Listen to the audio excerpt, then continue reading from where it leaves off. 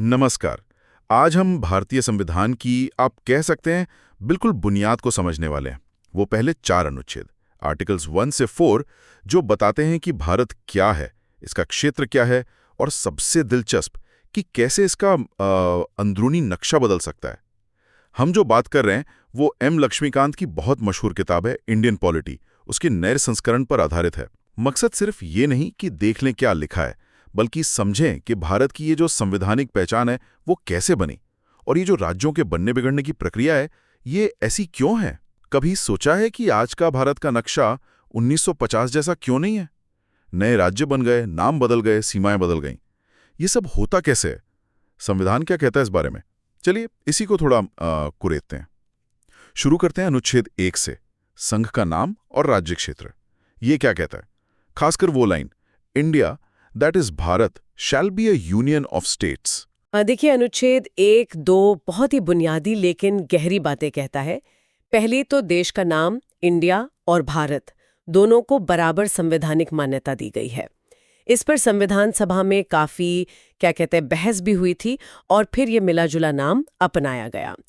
दूसरी बात जो शायद और भी महत्वपूर्ण है, वो ये घोषणा कि भारत राज्यों का संघ होगा, यूनियन ऑफ स्टेट्स। राज्यों का संघ सुनने में तो सीधा लगता है, लेकिन क्या इसका कोई खास मतलब है? क्योंकि हम अक्सर भारत को एक फेडरल देश मतलब संघीय देश कहते हैं। तो ये संघ और संघीय ढांचा, इसमें क्या फर्क है इस कॉन्टेक्स्ट में? ये बहुत अच्छा सवाल पूछा आपने। देखिए, राज्यों का संघ ये शब्द इस्तेमाल करने के पीछे डॉक्टर अंबेडकर ने संविधान सभा में वजह बताई थी। इसके 2 मतलब निकलते हैं।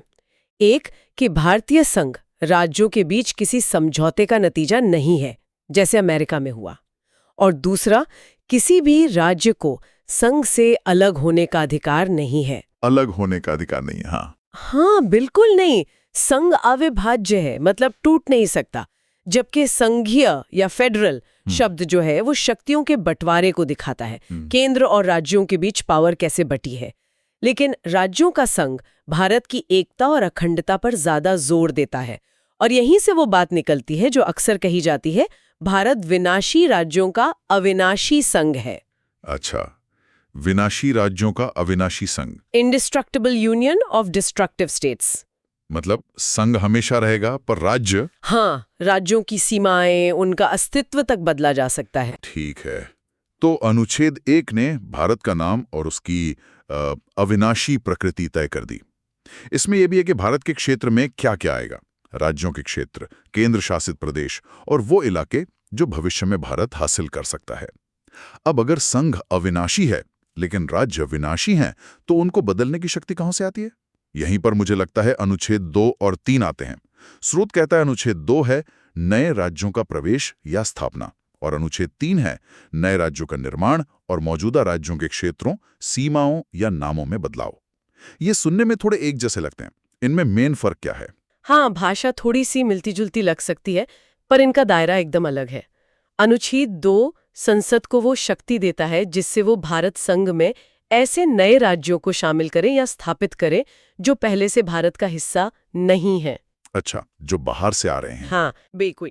जैसे कोई बाहरी क्षेत्र है, उसका भारत में विलय होना है, वो शक्ति अनुच्छेद 2 से आएगी। जबकि अनुच्छेद 3 वो पूरी तरह से भारत के अंदर के पुनर्गठन से जुड़ा है। ये संसद को आप कह सकती हैं जबरदस्त शक्ति देता है।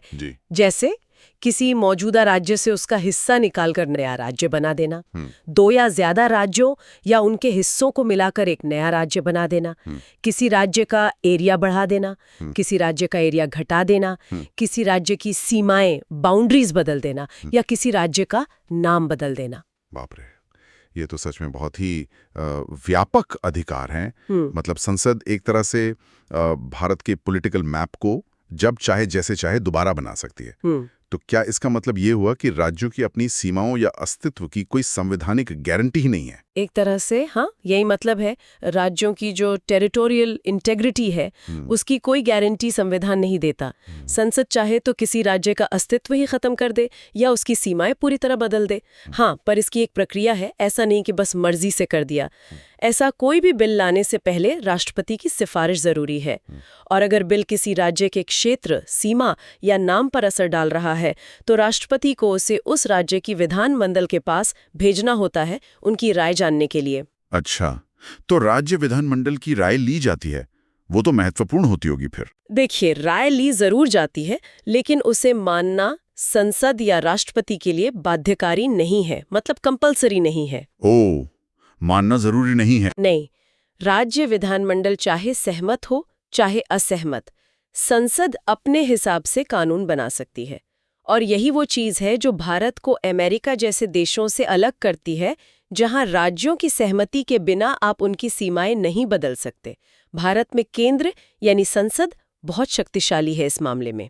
स्रोत में जो उदाहरण दिए हैं, जैसे बॉम्बे पुनर्गठन एक्ट 1960 जिससे गुजरात और महाराष्ट्र बना, हाँ हाँ, या पंजाब पुनर्गठन एक्ट 1966 जिससे हरियाणा बना, पंजाब का पुनर्गठन हुआ। और हाल के उदाहरण भी हैं, जैसे मध्य प्रदेश पुनर्गठन एक्ट 2000 जिससे छत्तीसगढ़ बना। ये सब अनुच्छेद 3 की इसी शक्ति का इस्तेमाल है। स्रोत में बाबूलाल बनाम बॉम्बे राज्य 1959 केस का भी जिक्र है और 18वें संवैधानिक संशोधन 1966 का भी। इनका क्या कनेक्शन अनुच्छेद 3 से? हाँ, ये प्रासंगिक है। बाबूलाल केस में शायद अनुच्छेद 3 के तहत संसद की शक्ति और प्रक्रिया को चुनौती दी गई होगी और अदालत ने संभवतः संसद की शक्ति को सही ठहराया होगा, प्रक्रिया पर जोर देते हुए। और जो 18वां संशोधन है 1966 का, उसने ये साफ किया था कि अनुच्छेद 3 में जो राज्य शब्द है उसमें केंद्र शासित प्रदेश यानी यूनियन टेरिटरी भी शामिल है। अच्छा, मतलब संसद यूटीज को भी बदल सकती है? हाँ, बिल्कुल। संसद न सिर्फ राज्यों बल्कि केंद्र शासित प्रदेशों का भी पुनर्गठन कर सकती है। इसने संसद की शक्तियों को और मजबूत किया। ये सब तो भारत के ढांचे के लचीलेपन को ही दिखाता है। इसी से जुड़ा स्रोत में एक अनुच्छेद 2A का भी जिक्र है, जिसे अब हटा दिया गया है। सिक्किम का संघ के साथ सहयुक्त किया जाना। ये सहयुक्त राज्य या एसोसिएट स्टेट क्या चीज थी और इसे हटाया क्यों गया? हाँ, ये भारतीय संघ के विकास का एक बहुत ही दिलचस्प किस्सा है। 1974 में 35th संविधान संशोधन से सिक्किम को भारत का सहयुक्त राज्य बनाया गया था। ये एक बिल्कुल खास दर्जा था, मतलब न तो वो पूरी तरह भारत का राज्य था, न ही एकदम अलग। इसके लिए संविधान में अनुच्छेद 2A और एक नई 10वीं अनुसूची भी जोड़ी गई थी। ये सिक्किम की जो विशेष परिस्थितियां थी उनको ध्यान में रखकर किया गया था। लेकिन ये चला नहीं ज्यादा दिन? नहीं, ज्यादा दिन नहीं चला। सिक्किम के लोगों की इच्छा भारत में पूरी तरह से मिलने की थी। तो अगले ही साल 1975 में 36th संविधान संशोधन हुआ और उससे सिक्किम भारत का 22वां पूर्ण राज्य बन गया। और जैसे ही सिक्किम पूर्ण राज्य बना तो वो सहयुक्त राज्य वाला दर्जा और अनुच्छेद 2A वो बेमानी हो गए, तो उन्हें संविधान से हटा दिया गया, निरस्त कर दिया गया। ये फिर से वही बात दिखाता है कि भारतीय संविधान कैसे बदलती जरूरतों के हिसाब से ढल सकता है। इसका टाइटल थोड़ा मुश्किल सा लगता है, पहली और चौथी अनुसूचियों के संशोधन तथा अनुपूरक विषयों का उपबंध करने के लिए अनुच्छेद 2 और 3 के अधीन बनाई गई विधियां। आसान शब्दों में इसका क्या मतलब है? क्या ये बस एक टेक्निकल प्रोसीजरल अनुच्छेद है? इसे सिर्फ प्रोसीजरल कहना इसकी अहमियत को कम समझना होगा। अनुच्छेद 4 असल में अनुच्छेद 2 और 3 को असली ताकत देता है। ये दो बहुत महत्वपूर्ण बातें कहता है। पहली कि अनुच्छेद 2 यानी नए राज्यों का प्रवेश या अनुच्छेद 3 यानी राज्यों का पुनर्गठन के तहत बनाया गया कोई भी कानून संविधान के अनुच्छेद 368 के तहत संविधान संशोधन नहीं माना जाएगा। संविधान संशोधन नहीं माना जाएगा? एक मिनट, इसका मतलब क्या हुआ? ये तो बहुत बड़ी बात लग रही है। हाँ, ये बहुत बड़ी बात है।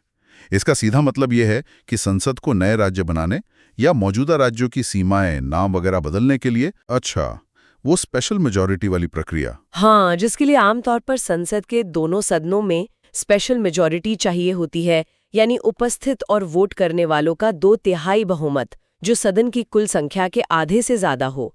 अनुच्छेद 4 कहता है कि ये सब करने के लिए वो प्रक्रिया नहीं चाहिए। ऐसे कानून संसद साधारण बहुमत, सिंपल मेजॉरिटी से ही पास कर सकती है। साधारण बहुमत से? जैसे कोई आम कानून पास होता है। बिल्कुल, जैसे कोई साधारण बिल पास होता है वैसे ही ये प्रक्रिया को बहुत बहुत लचीला बना देता है। अरे वाह, मतलब देश का नक्शा बदलने के लिए संसद को सिर्फ सिंपल मेजॉरिटी चाहिए। ये तो वाकई वो विनाशी राज्यों वाली बात को एकदम पक्का करता है। अच्छा, अनुच्छेद 4 की दूसरी महत्वपूर्ण बात क्या थी? दूसरी बात ये पक्का करती है कि जब भी अनुच्छेद 2 या 3 के तहत कानून बने तो उसमें पहली अनुसूची और चौथी अनुसूची में जो जरूरी बदलाव हैं उनके प्रावधान भी शामिल हों। आपको पता ही होगा, पहली अनुसूची में भारत के सारे राज्यों और केंद्र शासित प्रदेशों की लिस्ट है और उनके इलाके का ब्यौरा है। हाँ। और चौथी अनुसूची में ये बताया गया है कि राज्यसभा में किस राज्य से कितनी सीटें होंगी। तो जाहिर है, जब कोई नया राज्य बनेगा या किसी राज्य की सीमा बदलेगी तो इन लिस्ट को अपडेट करना पड़ेगा। अनुच्छेद 4 कहता है कि ये काम उसी सिंपल मेजॉरिटी वाले कानून से ही हो जाएगा। इसके लिए अलग से कोई संविधान संशोधन नहीं करना पड़ेगा। तो कुल मिला के अनुच्छेद 1 से 4 एक ऐसा फ्रेमवर्क बनाते हैं जहां भारत एक अविनाशी संघ है, लेकिन संसद को देश की जरूरत के हिसाब से राज्यों को बदलने की बहुत ज्यादा शक्ति है, और वो भी प्रक्रियात्मक रूप से काफी आसानी से। एकदम सही कहा आपने। ये ढांचा हमारे संविधान निर्माताओं की दूरदर्शिता दिखाता है। उन्होंने शायद सोचा कि इतने बड़े और विविधता वाले देश को एक साथ रखने और समय के साथ बदलने देने के लिए ये लचीलापन जरूरी होगा। हालांकि ये भी सच है कि इस शक्ति के इस्तेमाल पर अक्सर केंद्र और राज्यों के बीच तनाव भी होता है, क्योंकि ये राज्यों की ऑटोनॉमी को, उनकी स्वायत्ता को एक तरह से कम करता है। स्रोत में फुटनोट में 2019 तक जम्मू और कश्मीर को जो अनुच्छेद 370 के तहत विशेष दर्जा मिला था, उसका भी जिक्र है। क्या वो इस ढांचे का कोई अपवाद था या कोई विशेष पहलू? हाँ, अनुच्छेद 370 के तहत जम्मू और कश्मीर की जो स्थिति थी वो ऐतिहासिक रूप से एक विशेष व्यवस्था थी। वो भारतीय संघ के भीतर थोड़ी अलग शर्तों पर आधारित थी। ये दिखाता था कि भारतीय संघ अपनी सामान्य संरचना के बावजूद खास ऐतिहासिक परिस्थितियों को जगह दे सकता है। हालांकि जैसा स्रोत बताता है और हम सब जानते हैं, 2019 में उस स्थिति में बड़े बदलाव किए गए और अनुच्छेद 370 के प्रावधानों को एक तरह से निष्प्रभावी कर दिया गया। अब जम्मू और कश्मीर का पुनर्गठन भी अनुच्छेद 3 के तहत ही हुआ है, जो फिर से संसद की उन्हीं व्यापक शक्तियों को दिखाता है। ये बस एक ऐतिहासिक संदर्भ है जो स्रोत ने नोट किया है। तो आज हमने भारतीय संविधान के इन शुरुआती लेकिन बेहद अहम 4 अनुच्छेदों को समझा। हमने देखा कैसे अनुच्छेद 1 भारत को राज्यों के संघ के तौर पर परिभाषित करता है। अनुच्छेद 2 और 3 संसद को भारत का नक्शा अंदरूनी और बाहरी तौर पर बदलने की शक्ति देते हैं, और अनुच्छेद 4 इस पूरी प्रक्रिया को साधारण बहुमत से मुमकिन बनाकर एक गजब का लचीलापन देता है। बिल्कुल, और जो बात सबसे ज्यादा उभर कर आती है वो यही है, विनाशी राज्यों का अविनाशी संघ। संघ यानी भारत हमेशा रहेगा, उसे तोड़ा नहीं जा सकता, लेकिन उसकी जो इकाइयां हैं यानी राज्य, वो स्थायी नहीं है। संसद उन्हें बना सकती है, मिटा सकती है, उनकी सीमाएं बदल सकती हैं, उनके नाम बदल सकती है। ये भारत के संविधान की एक बहुत ही यूनिक, अनोखी विशेषता है जो इसे कई दूसरे फेडरल सिस्टम से अलग करती है। और ये पहले 4 अनुच्छेद इसी अनोखे संतुलन की नींव रखते हैं। ये समझना वाकई जरूरी है कि हमारे देश का ढांचा संवैधानिक स्तर पर कैसे काम करता है। और जाते जाते एक सवाल सोचने के लिए छोड़ जाते हैं। संविधान ने संसद को ये जो लचीलापन दिया है, राज्यों की सीमाओं और उनके अस्तित्व तक को बदलने की शक्ति, क्या ये भारत जैसे विविधता भरे देश की एकता और प्रशासनिक सुविधा के लिए एक वरदान रहा है, या इसमें हमेशा ये खतरा बना रहता है कि राज्यों की अपनी पहचान और स्वायत्तता कमजोर हो जाए? और क्या भविष्य में इस शक्ति के इस्तेमाल के कोई नए पहलू या चुनौतियां सामने आ सकती हैं? इस पर सोचना दिलचस्प होगा।